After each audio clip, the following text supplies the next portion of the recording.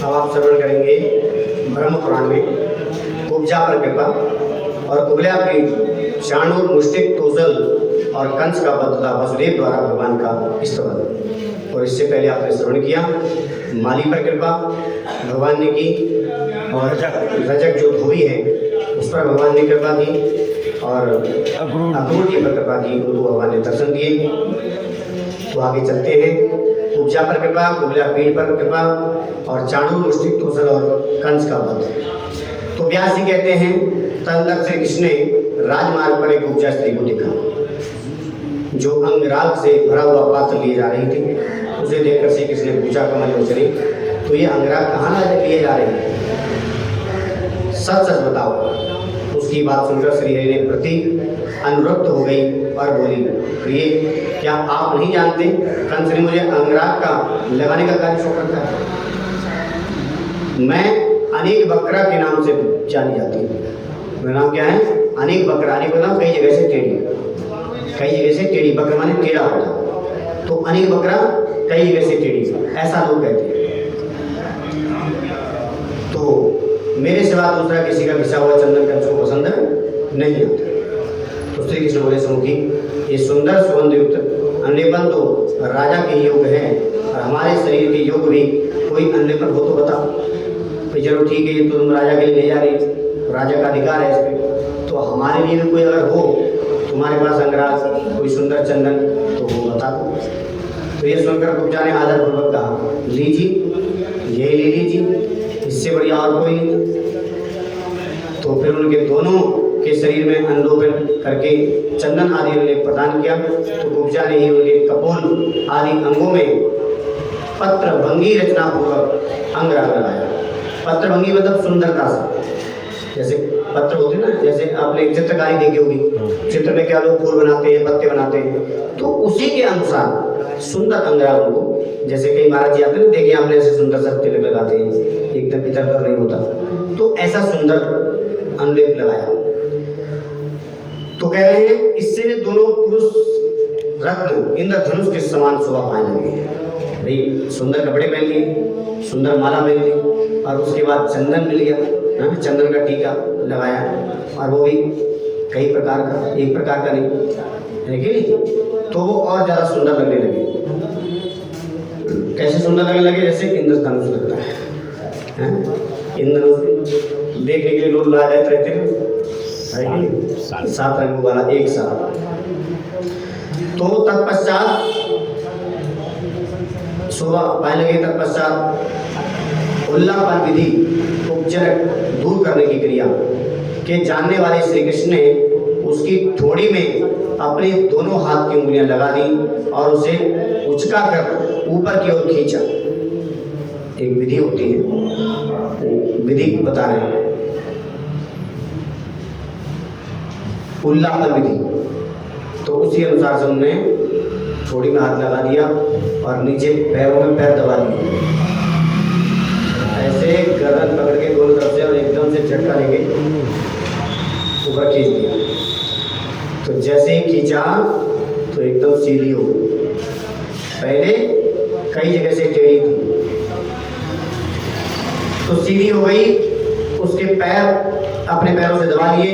इस प्रकार केशव ने उसके शरीर को सीधा कर दिया। फिर तो युवतियों में श्रेष्ठ परम सुंदरी दिखाई देने लगी और प्रेम से शिथिल वाणी से बोली, प्यारे आप मेरे घर में पधारे, तब जाना एक बार मुझे सेवा का अवसर देंगे, हैं कि आप जैसा व्यक्ति आज तक कोई मिला नहीं मुझे। तो भगवान श्री कृष्ण ने कुब्जा को विदा किया और कहा कि हम तुम्हारे घर बाद में आए, पहले कुछ काम के लिए आए हैं ना, तो काम कर आवे, उसके बाद तुम्हारे घर आएंगे। तो ऐसा करके कुब्जा को विदा कर दिया और बलराम जी के मुंह की ओर देखकर वे जोर से हंसे। अंदर पत्र भंगी रचना पूर्वक अंगराग लगाए और पीताम्बर नीलांबर धारण किए विचित्र पुष्पों के हार से शोभित हुए दोनों भाई धनुष सारा में गए। वहाँ उन्होंने रक्षकों से धनुष के विषय में पूछताछ की, भैया कहाँ रखा है धनुष? हमने सुना कि वैसा भगवान शिव का धनुष है और वैसा है, ये है, तो देखना चाहते हैं हम भी। और उनके बताने पर उसे उठाकर चढ़ा दिया। पहुँच गए भला जगह यज्ञशाला है, इधर से मुड़ जाना दाएं, उधर से मुड़ जाना बाएं, और करते करते पहुंच गए और जाकर जो है उन्होंने धनुष को उठा दिया और बलपूर्वक चढ़ाने लगे उसे। उसकी डोरी को, प्रतंजा को टाइट करनी पड़ती है ना, धनुष चलाने के लिए उसकी डोरी पूरी टाइट होनी चाहिए, तो टाइट करने लगे, बहुत दिन से रखा हुआ था ना, इसलिए अब चढ़ाने के चक्कर में, टाइट करने के चक्कर में क्या हुआ, टूट गया। और टूट गया ऐसा शब्द हुआ धड़ाम, जैसे कोई बम फूट जाता है, सब लोग डर गए। तो धनुष टूटने पर रक्षों ने उन पर आक्रमण कर दिया। सारे वही रक्षक थे, अब तक तो सब खेल खेल में देख रहे हैं बच्चे, कोई बात नहीं। कितने साल के थे? 11 साल के, 11 साल, 7 साल के, समझ 7 साल के भगवान गए थे वहाँ, नहीं 7 साल के तो उठाया था गोवर्धन, 11 साल की अवस्था में भगवान गए थे वहाँ पर, 11 साल की अवस्था थी। तो वो पहले वो रक्षक समझ रहे थे बालक की कोई बात नहीं, अब उन्होंने धनुष तोड़ दिया तो गुस्सा आ गई, हमारे ऊपर जान प्रवेश कर दिया तुमने, तो सारे आक्रमण कर दिए एकदम, और धनुष टूटने पर रक्षों ने उन पर आक्रमण कर दिया। तब वे रक्षक सेना का संहार करने वाले धनुष शाला से बाहर निकले, तो कंस को उनके लौटने का हाल मालूम हुआ, और फिर धनुष टूटने का भी शब्द सुनकर उसने चाणूर और मुष्टिक से कहा कि दोनों वो पुत्र यहाँ पर आ रहे हैं, उन्हें मेरे सामने ही बल तुम्हें मार देना, और क्योंकि वे दोनों मेरे प्राण लेने वाले हैं, यदि युद्ध में उन्हें मारकर तुम्हें मुझे संतुष्ट किया तो मैं तुम्हारी जो इच्छा होगी वही वस्तु दूंगा। और तो इस प्रकार से वही वस्तु मैं तुम्हें पूर्ण करूँगा। तो वे दोनों मेरे शत्रु में आता, न्याय से अथवा अन्याय से जैसे भी हो तुम उनको मार डालना, उनके मारे जाने पर इस राज्य पर मेरा और तुम्हारा समान अधिकार होगा, और बोलो आदि राजगद्दी ही तुम्हें दे दूंगा, तुम भी राजा होगे, आदि मैं रहूंगा। इस प्रकार उन दोनों मल्लों को आदेश दे कंस ने हाथीवान को बुलाया और उच्च स्वर से कहा, महावत तो कुबले पेड़ हाथी को मतवाला करके रंगभूमि के द्वार पर खड़ा कर दे। मतवाला मतलब शराब पिला दे। कैसे होगा मतवाला? शराब पिला दे। और जब मतवाला हो जाता है हाथी तो अपने महावत को भी नहीं छोड़ता, फिर उसके सामने किसी की वैल्यू नहीं। तो क्या ऐसा ही कर और उसे मैन गेट पे खड़ा करके, जो हमारी तरफ आएगा ना राजभवन की तरफ, उस गेट पर खड़ा कर। इस प्रकार से कुबले अपनी हाथी को मतवाला करके रंगभूमि के द्वार पर खड़ा करते, और जब दोनों गोपुत्र आए तब उनको मरवा देना, वही मरवा देना, यहाँ तक आने लगा। और तो इस प्रकार से कंस ने महावत को आगे दे दी, और कंस ने देखा कि रंगभूमि में सब और यथायोग मंच लग गए हैं। तब वह सूर्य उदय होने की प्रतीक्षा करने लगा। उसकी मृत्यु समीप आ रही थी। सवेरा होने पर सब मंचों पर नागरिकगण आकर बैठे। जो मंच केवल राजाओं के लिए बिछे थे, वहाँ भिन्न भिन्न स्थानों के राजा अपने सेवकों से ला बैठे, और जो लोग मल्लों की जोड़ का चुनाव करने वाले थे, उन्हें कंस ने रंगभूमि के बीच में पास में ही बिठाया। तो वह स्वयं भी बहुत ऊंचे आसन पर बैठा। तो रनिवास की स्त्रियों के लिए भी अलग से मंच बनवाया गया था, और नगर की स्त्रियों के लिए अलग से। तो नंद आदि लोगों के लिए दूसरा अलग मंच बनवाया गया था। इस प्रकार से भिन्न भिन्न लोगों के लिए भिन्न भिन्न मंचों की स्थापना की गई। तो वसुदेव आदि के लिए भी मंच बनवाया गया था। तो बेचारी देवकी नगर की स्त्रियों में खड़ी थी, उनके लिए कोई मंच का स्थान नहीं था। तो लेकिन उनका भी मन था कि बेटा आ रहा है मेरा, तो कम से कम मैं भी दर्शन तो कर ही लूँ, क्या होगा ये तो भविष्य में कुछ पता नहीं। तो इस प्रकार से वे सोचती थी।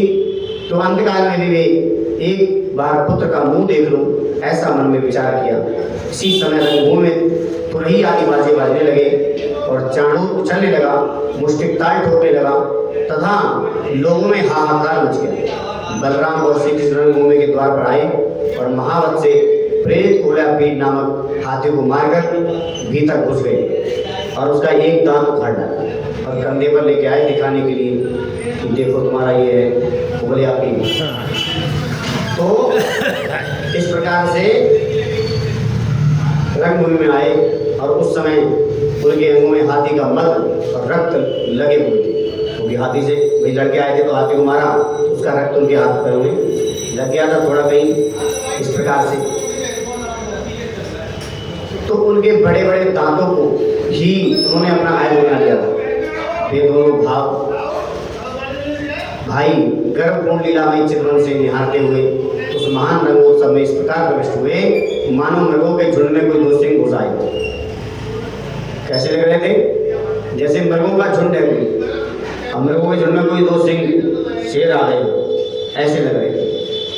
तो इस प्रकार से उस महान रंगोत्सव में इस प्रकार प्रविष्ट हुए।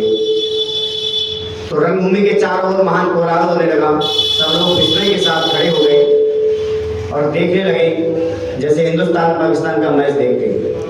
हाँ, आजकल नहीं, आजकल तो नहीं देखते, पहले देखते थे। आप लोग नहीं देखते इतना। पहले तो जब आता था तो सड़कों पे कोई व्यक्ति दिखाई नहीं देता। हाँ, ऐसे देखते थे लोग। और टीआरपी सबसे ज़्यादा होती थी जो चैनल दिखाता था, है कि नहीं? ऐसे ही पूरा नगर एक एक बच्चा आ गया कि ऐसा कौतूहल देखेंगे कि वो तो एक तरफ चाणूर मुष्टिक जिनका नाम था विख्यात मल में, और वो छोटे छोटे बालक हैं, क्या होगा? रोमांचकारी कुछ होने वाला है। तो ऐसा कोलाहल होने लगा, सब लोग विस्मय के साथ खड़े हो गए। यही श्री कृष्ण है, यही बलभद्र हैं, ये कृष्ण वे ही हैं। उन्होंने भयंकर राशि पूछना का वध किया था, सकड़े उलट दिए थे, दोनों अर्जुन वृक्षों को उखाड़ दिया था, जिन्होंने बालक होते हुए भी कालिया नाग के मस्तक पर नाच किया और 7 रातों तक गोवर्धन पर्वत को हाथ में उठा रखा था और अरिष्टिका, धेनुक, ताकेसी आदि दुराचार्य को खेल खेल वही मार डाला। तो वे ही श्री कृष्ण दिखाई देते। कहाँ ये कोलाहल मचने लगा? सब लोग जो नगर की जनता जो देखने आई थी, जो जनता देखने आई थी, वो सब लोग ऐसा कह रहे हैं ये वही है। ये महाबाहु युवतियों के मन और नैनों को आनंद देने वाले हैं, लीला पूर्वक आगे आगे चल रहे हैं। वे श्री कृष्ण हैं और बड़े भाई बलभद्र जी उनके पीछे पीछे चल रहे हैं। तो पौराणिक रहस्य को जानने वाले विद्वान पुरुष इन्हें गोपाल के विषय में यूँ कहते हैं कि ये शोक सागर में डूबे हुए यदुवंश का उद्धार करेंगे। ऐसे ऐसे विद्वान लोग इस बात को कहते हैं। ये जो है, जो यदुवंश का खत्म होता जा रहा है ना, कंस का उसके ऊपर अधिकार हो गया है, तो ये यदुवंश का उद्धार करेंगे, ऐसा बड़े बड़े एक संत लोग कहते हैं। तो निश्चय ये सबको जन्म देने वाले सर्वभूतात्मा स्वरूप भगवान विष्णु के अंश से अवतार हुए हैं उनका, जो पृथ्वी का भार उतारने के लिए अवतीर्ण हुए हैं। इस प्रकार जब नगर के लोग बलराम और श्री कृष्ण का दर्शन और वर्णन कर रहे थे, उस समय देवकी के हृदय में स्नेह के कारण उनके स्तनों से दूध बहने लगा, क्योंकि बहुत दिनों के बाद मुक्ति का मिली। इसलिए तो वसुदेव जी तो मानो संयमी पाई हुई वृद्धावस्था को छोड़कर युवा हो गए। क्या कह रहे हैं? बूढ़े थे, लेकिन जैसा पता लगा कि मेरा बेटा हाँ ये युवा हो गया, तो उनको क्या लगा कि अब तो मैं जवान हो गया हैं। इनके 4 बेटे हों, 2 बेटे हों, युवा हों, तो घमंड में बात करते हैं कि मेरे 2 लट्ठ हैं बेटा, हाँ दूर रहना जरा मुझसे, नहीं तो ऐसी कुटाई करवाऊंगा ना कि हालत खराब हो जाएगी तुम्हारी। तो उन्हें लगा कि मैं फिर से युवा हो गया। और रनवास की स्त्रियां एक टक नेत्रों से श्री कृष्ण बलराम के दर्शन करने लगी। नगर की स्त्रियां तो उनकी ओर दृष्टि नहीं हटाती थी। स्त्रियां आपस में कहने लगी, सखियों श्री कृष्ण का मुख तो देखो, कैसी कमल जैसी सुंदर आंखें हैं, और घोड़े या पीढ़ हाथी की युद्ध करने के कारण जो परिश्रम हुआ है उससे इनके मुख पर पसीने की बूंदें निकल आई हैं, क्योंकि लड़ाई भी किसी करोगे तो हाँ पसीना तो आएगा ही। तो परिश्रम के कारण कुछ बूंदें पसीने की निकल आई हैं। इन श्वेत बिंदुओं से सुशोभित का मुख और भी अच्छा जान पड़ रहा है, मानो खिले हुए कमल पर उसके कण गिरे हुए हो। जैसे आपने कभी देखा हो, ओस दिल्ली वालों ने देखी नहीं वैसे, क्योंकि ओस क्या होती है हमने देखी है, हाँ किसी 2-4 ने देखी होगी ओस। तो सुबह सुबह कभी आप देखना, तो जैसे धान की बाली हो और वहाँ सुबह सुबह निकल जाओ और सूर्य निकल रहा हो, तो वो ओस ऐसे लगती है जैसे मोती चमक रहा है, मोती चमक बूंदें होती है, ऐसी सुंदर प्रतीत हो रही है। तो ऐसे ही वो पसीने की बूंदें भगवान के चेहरे पर, क्योंकि युवा है ना, ऐसा प्रफुल्लित मुख है उनका। तो वो बूंदे श्वेत बिंदुओं से इनका मुख और भी सुंदर जान पड़ रहा है। तो मानो खिले हुए कमल पर ओस की बूंदें पड़ गई हों। और इस प्रकार मनोहर मुख की झांकी देखकर आज अपना जन्म हमारा सफल कर लिया। आज आनंद आ गया भैया। भागनी है, बड़भागनी है। इस बालक के वक्ष स्थल पर दो दृष्टिपात करो। वक्ष स्थल कैसा है? जोड़ा 36 इंच का सीना। कितना? 36 इंच का सीना। 52 इंच का। 56 इंच का सीना। 56 इंच का। तो इस प्रकार से ऐसा दिख रहा है। और स्त्रीवत्स का चिन्ह इनकी छाती पर शोभा पा रहा है। ये संपूर्ण जगत का आश्रय है और इनकी दोनों भुजाएं शत्रुओं का दर्प तलन करने में समर्थ है। अरे सखी, उधर तो देख, मुष्टिक और चाणूर को चलते कूदते देख। बलभद्र जी के मुख पर मंद हास्य की कैसी चटा छा रही है। हाय सखी, देखो तो सही, ये श्री कृष्ण चाणूर के साथ युद्ध करने जा रहे हैं। क्या इस सभा में न्यायुक्त बर्ताव करने वाले कोई बड़े बूढ़े नहीं रहे?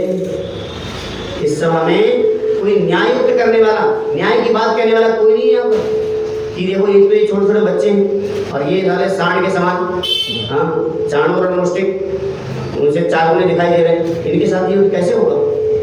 कोई न्याय की बात नहीं कर रहा है यहाँ पर। कहाँ तो अभी युग अवस्था में प्रवेश करने वाले श्रीहरि का सुकुमार शरीर और कहाँ वज्र के समान कठोर और विशाल शरीर धारण करने वाले महान असुर। ये दोनों भाई रंग में अभी तरुण दिखाई देते हैं। इनके सभी अंग कोमल हैं और चारों आदि दैत्य मल्ल बड़े भयंकर हैं। युद्ध के लिए जोड़ का चुनाव करने वाले लोगों का ये बड़ा बड़ा अन्याय है। युद्ध किसमें होना चाहिए? बराबर में। और ये बच्चे हैं छोटे छोटे 11 साल के और ये हैं 35 साल के और वो भी सांड एकदम। तो ये बड़ा अन्याय हो रहा है। इस युद्ध की अपेक्षा होनी चाहिए। जब नगर की स्त्रियां इस प्रकार वार्तालाप कर रही थी, उसी समय भगवान श्री अपने पदाघात से पृथ्वी को कंपाते हुए सब लोगों के हृदय में हर्षातिरेक की वृष्टि करने लगे। तो बलराम जी भी ताड़ ठोककर मनोहर गति से उछलने लगे और उस समय ये पृथ्वी पग पग पर उनके पादाघात से विदीर्ण सी हो जा रही थी। ऐसा लग रहा था कि पृथ्वी फट ना जाएगी जब उन्हें ताड़ ठोकी भगवान ने। तो तदनंतर अति अमित पराक्रमी भगवान श्री कृष्ण चारों के साथ कुश्ती लड़ने लगे। तब मल्ल युद्ध की विद्या में कुशल मुष्टिक दैत्य बलराम जी के साथ भिड़ गए तो श्री कृष्ण चारों के साथ भिड़ गए और नीचे गिराकर उछल उछल कर भूसे और वज्र के समान कोहनी से मार मार कर, पैरों से ठोकर मार मार कर एक दूसरे के शरीर को रगड़ रगड़ कर लड़ने लगे। इस तरह उन दोनों में बड़ा भारी युद्ध हो गया। उस युद्ध में यद्यपि किसी अस्त्र शस्त्र का प्रयोग नहीं हुआ था, कोई डंडा, कोई चक्र या कोई तलवार, कुछ नहीं, केवल हाथों पैरों से। तो भी वह अत्यंत घोर और भयंकर दिखाई दे रहा था। अपने बल और प्राण शक्ति से वे की साध्यता ज्यों ज्यों चाणूर श्रीहरि के साथ युद्ध करता त्यों ही त्यों उसकी प्राण शक्ति घटती जाती। जितनी बार गड़बड़ के भूसा मारता या पटकता वो वैसे ही उसकी शक्ति घटती जाती। और भगवान ने चाहते तो एक मुक्के में दम निकाल सकते थे, लेकिन जो सब पूरा नगर बैठा था उनका उनका मनोरंजन कैसे होता? एक ही मुक्के में मार देते, लोग कहते हैं ये तो कुछ था ही है। अब जब मनोरंजन करने के लोग बैठे तो मनोरंजन में क्या हो भाई, 2-4 बार ये गिरे 2-4 बार वो गिरे तो लोगों को लगे पता नहीं कौन जीतेगा, है कि नहीं। और एक ही मुक्के में मार देते तो गिर जाएगा तो कुछ है ही नहीं, फिर तो बात ही खत्म होगी ना, फिर युद्ध कहाँ हुआ। तो मनोरंजन के लिए भगवान उनको थोड़ी देर खिला रहे हैं। तो जैसे जैसे वो युद्ध बढ़ रहा है वैसे वैसे उसकी शक्ति घटती जा रही है। वह परिश्रम से थक गया। भगवान ने खूब उठा के पटका तो धीरे धीरे धीरे क्या हुआ, वो हताश होता चला गया, थक गया। तो कंस ने देखा श्री कृष्ण का बल बढ़ रहा है और चारों थकता जा रहा है। तो कुपित होकर उसने बाजे बंद करवा दिए। बंद करो, हमारी हार हो रही है, तुम बाजे बजा रहे, गुस्से में आकर ऐसा उसने कहा। तो बाजे बंद करवा दिए और आदर्श भाव से खड़े हुए देवता हर्ष में भरकर भगवान की स्तुति करने लगे। आदर्श भाव से, और देवता दिख नहीं रहे वहां पर हैं, लेकिन दिख नहीं रहे, तो सब भगवान की स्तुति कर रहे हैं। तो क्या कहते हैं, केशव चाणूर दानव को मार डालिए, हम ज्यादा मत खेल खिलाइए, क्योंकि जनता जो है विस्मय में पड़ी हुई है, अभी न जाने क्या होगा। अभी न जाने क्या होगा, अभी सर लगेगा नहीं लगेगा। हाँ। तो श्री कृष्ण देर तक चारों के साथ खिलवाड़ कर रहे थे, फिर उसे मार डालने के लिए सचेष्ट हो गए और दैत्य को उठाकर आकाश में घुमाने लगे और घुमाते समय उसके प्राण पखेरु टूट गए।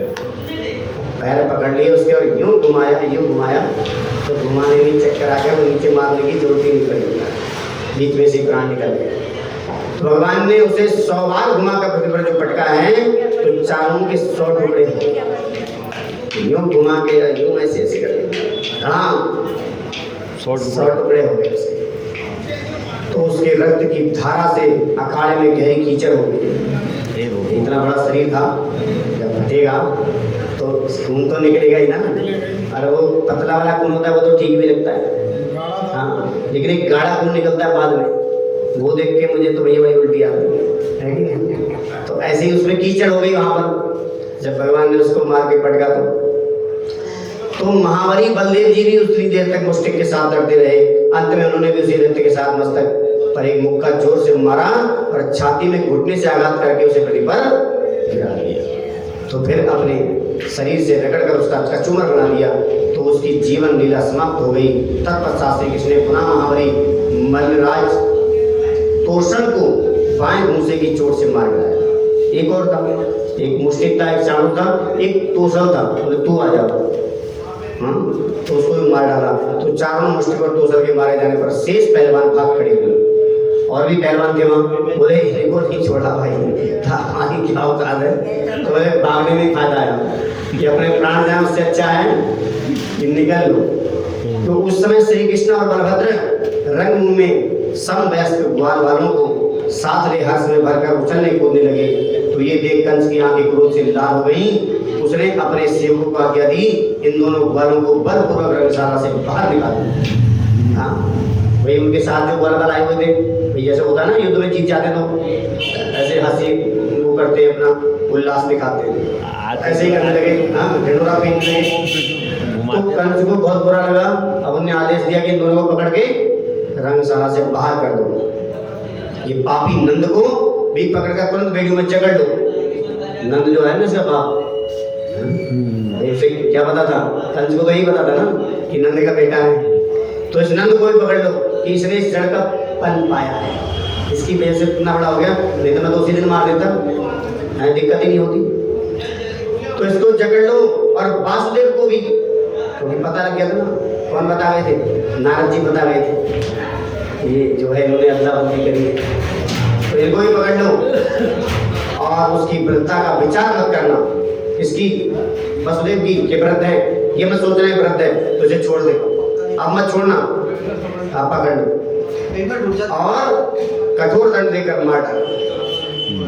ये जो बाल बाल श्री कृष्ण के साथ उछल रहे हैं, इनको भी पकड़ लो, मारो पकड़ के, तो सबको लगाओ बढ़ाइए, इन सब की गौएं छीन लो और इनके घर भी छीन लो। ज्यादा उन्नत हो रहे हैं ना, ज्यादा उन्नत हो रहे हैं, इनकी गौएं छीन लो, इनके घर छीन लो, अब फिर इन्हें संपत्ति से हीन कर लो, इनका सब कुछ लूट लो। कंस को इस प्रकार आदेश देते ही भगवान मधुसूदन हंस पड़े। वे उछलकर मंच पर चढ़ गए तो राजा का मुकुट पृथ्वी पर गिर पड़ा। उछल के गए और यूं धमक से बैठे तो मुकुट हिले और नीचे गिर गया। तो कंस को इस प्रकार आदेश देते थे, भगवान पर चढ़ गए तो राजा का मुकुट नीचे गिर गया। तो श्री कृष्ण ने उनके केस पकड़ लिए और उसे पृथ्वी पर गिराकर स्वयं भी उसके ऊपर कूद पड़े। उसको ऐसे केस पकड़े और धक्का दिया नीचे मन से और उसके ऊपर से कूद पड़े भगवान, और फिर जो कुटाई किए, इसलिए उसके प्राण निकल गए। तो उग्रसेन कुमार राजा कंस संसार से चल रहा, तो मरने पर भी श्री कृष्ण ने उसके मस्तक के बाल पकड़कर उसके शरीर को रणभूमि में घसीटा, और कंस के पकड़े जाने पर उसका भाई सुनामा क्रोध में भरकर आया, किंतु बलभद्र जी ने उसे खेल ही खेल में मार गिराया। कंस का छोटा भाई, क्या नाम है, सुनामा, उसको उनके बड़े भाई बलराम जी ने कर दिया बराबर। तो मथुरा का महाराज कंस श्री कृष्ण के हाथ से अभिलापूर्वक मारा गया। ये देखकर रणभूमि में आए हुए सब लोग हाहाकार करने लगे। तदंतर श्री कृष्ण ने शीघ्र जाकर वसुदेव और देवकी के चरण पकड़ लिए। बलदेव जी ने भी उनका साथ दिया। तो वसुदेव और देवकी ने श्री कृष्ण को उठा लिया और जन्म काल में उन्होंने जो बातें कही थी उन्हें याद करके स्वयं प्रणाम करने लगे तो वसुदेव जी कहते हैं, देवेश्वर आप मुझ पर प्रसन्न हो जाइए, आप देवताओं में सर्वश्रेष्ठ हैं, केशव आपने हम दोनों पर कृपा करके ही हम दोनों का उद्धार किया है। हमारी आराधना से भगवान ने जो दुराचारी दैत्यों का वध करने के लिए हमारे घर में अवतार लिया, इससे हमारा कुल पवित्र हो गया। भगवान से कह रहे हो कि मुझे याद आ गई सारी बातें अभी तक, हाँ, कि मैं तुम्हारा उद्धार करूंगा। फ्लैशबैक में चले गए अभी तक। हम मैं उद्धार करूंगा। तो आपने जो कहा था वो आपने आज बात सत्य कर दी। आप ही संपूर्ण भूत के अंत करने वाले हैं और आप ही सबका लय करते हैं। आप समस्त प्राणियों के भीतर विराजमान हैं। आपसे ही भूत हैं और भविष्य की प्रवृत्ति हुई है। सर्वदेव में अच्युत अचिंत परमेश्वर यज्ञ में आपका ही यजन किया जाता है। यज्ञों के कर्ता आप हो, धर्ता आप हो। आपके प्रति परमात्मा भाव को हटाकर जो मेरा और देवकी का मन पुत्र स्नेह के कारण आपकी ओर जा रहा है, ये हमारे लिए अत्यंत विडंबना की बात है। क्या कह रहे हैं भाई, आप चराचर जगत के स्वामी हो, लेकिन फिर भी हमारा मन क्या जा रहा है कि तुम मेरे पुत्र हो। ये एक विडंबना है। क्या है विडंबना? किसे कहते हैं? असत्य नहीं, असत्य नहीं। विडंबना कहते हैं कि मजाक, ये खेल है, हंसी ठिठोली है, विडंबना है। ये जो है वो दिख नहीं रहा है और जो दिख रहा है वो है नहीं। जब हमें पता लग गया कि तुम साक्षात ईश्वर हो, फिर भी हम तुम्हें अपना पुत्र मान रहे हैं कि हमारा पुत्र है, तो ये कह रहे हैं ये विडंबना मात्र है। तो इस प्रकार से प्राणियों के भीतर आप ही विराजमान रहते हो। आपसे ही भूत और भविष्य की प्रकृति होती है। सर्वदेव में अच्युत परमेश्वर यज्ञ में आपका ही यजन किया जाता है और परमेश्वर आप ही यज्ञ हैं और आप ही एक करता है और धर्ता भी। आपके प्रति परमात्मा भाव को हटाकर, तो आपके अंदर क्या होना चाहिए? परमात्मा साक्षात भाव होना चाहिए हमारा भक्त और ईश्वर का, लेकिन उसे हटाकर हमारा मन कहाँ जा रहा है? पुत्र श्रेय में। क्या सोच रहे हैं हम? ये तो हमारा पुत्र है? तो ये हमारे लिए अत्यंत विडंबना है। कहाँ तो आप संपूर्ण भूतों के कर्ता हैं, अनादि हैं, अनंत हैं, परमेश्वर हैं, और कहाँ हमारी ये मानवीय जिह्वा आपको पुत्र रूप से पुकारना चाहती है। आप कौन हैं? निराकार है, निरामय है, ज्ञानमय है, आनंदमय है, सब कुछ है आप, लेकिन फिर भी हम इस कार्य में फंसे हुए हैं, इस कार्य में, मोह में, कि हम पुत्र मान रहे हैं। जिनके भीतर समस्त चराचर जगत प्रतिष्ठित है, वे किसी मनुष्य से कैसे उत्पन्न हो सकते हैं? ये विचार करने की बात है, ये समझने की बात है। क्या कह रहे हैं कि जिसमें पूरा जगत प्रतिष्ठित है, पूरा जगत ब्रह्मांड, अनेकों ब्रह्मांड, पूरा संसार, जो सबके सब उनके अंदर है, वो किसी से उत्पन्न कैसे हो सकता है? अपनी इच्छा से जहां नहीं जा सकता है, अन्यथा वो किसी से उत्पन्न क्यों होगा? लेकिन फिर भी लीला करी। लेकिन किसी नारी के घर में कैसे शयन कर सकता है? हे जगन्नाथ, जिससे ये संपूर्ण संसार उत्पन्न हुआ है, वे आप माया के सिवा किस युक्ति से मेरे पुत्र हो सकते हैं? मेरे पुत्र कैसे हुए हैं? माया के द्वारा। ये केवल हमें भ्रम में डालने के लिए हैं, अन्यथा आप तो सबके ईश्वर हैं, जगत करता है। तो इस प्रकार से आप माया के द्वारा ही मेरे पुत्र हो सकते हैं। हे परमेश्वर, आप प्रसन्न हो जाइए, इस विश्व की रक्षा कीजिए। आप मेरे पुत्र नहीं हैं। इस ब्रह्मा से लेकर वृक्ष पर्यंत संपूर्ण जगत आप में ही प्रतिष्ठित है और उत्पन्न हुआ है। तो हे परमात्मन, आप हमारे मन में मोह क्यों उत्पन्न कर रहे हैं? कौन सा मोह? ये मेरा बेटा, हाँ मेरा बेटा है। तो ऐसा मोह क्यों आप उत्पन्न कर रहे हैं? आप मेरे पुत्र हैं, ये समझकर मैंने कंस से अत्यंत भय किया था। मैं क्यों डर रहा था अब तक कि मेरे बेटे को मार देगा, ये मेरे बेटे को मार देगा। मैं ये क्यों नहीं सोच पाया कि बेटा है कौन है? बेटा कौन है? और वो तो चराचर जगत का स्वामी है, उसे कोई मार सकता है, उसको तो उंगली नहीं दिखा सकता, मारना तो बहुत दूर की बात है। तो मैं अभी तक इस बात से कर रहा था, ऐसा आपने क्यों किया है ठाकुर जी? तो शत्रु के वैसे व्याकुल होकर आपको गोकुल ले गया है? मैं क्यों ले जाता? जब मुझे उसी टाइम अगर ये समझ आ जाती बात, तो क्यों ले जाता मैं गोकुल आपको? तो शत्रु के वैसे मैं आपको गोकुल ले गया। हे गोविंद, वहां रहकर आप मेरे सौभाग्य से इतने बड़े हो गए। हाँ, तो कह रहे हैं वहां रहकर आप मेरे सौभाग्य से इतने बड़े हो गए रुद्र मरुद्गण अश्विनी कुमार और इंद्र के भी द्वारा जो कार्य सिद्ध नहीं हो सकता है वे भी आपके द्वारा सिद्ध होकर लेके जाते हैं। हे ईश, आप साक्षात विष्णु ही हैं, जगत का कल्याण करने के लिए ही इस भूतल पर अवतीर्ण हुए हैं। आप हमारा सारा स्नेह, सारी मोह, माया, ममता दूर कर दीजिए।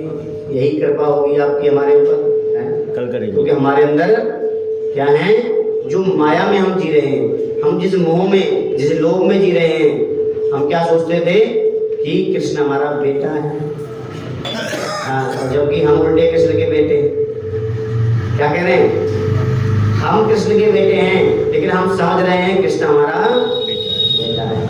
ये क्या है, मोह माया, मोह माया में हैं। ये बात कर रहे हैं कि भगवान इतनी कृपा कर दो हमारे ऊपर, ये माया का पर्दा हटा दो। हटा दो। बोल श्री कृष्ण भगवान जी की जय। वृंदावन बिहारी लाल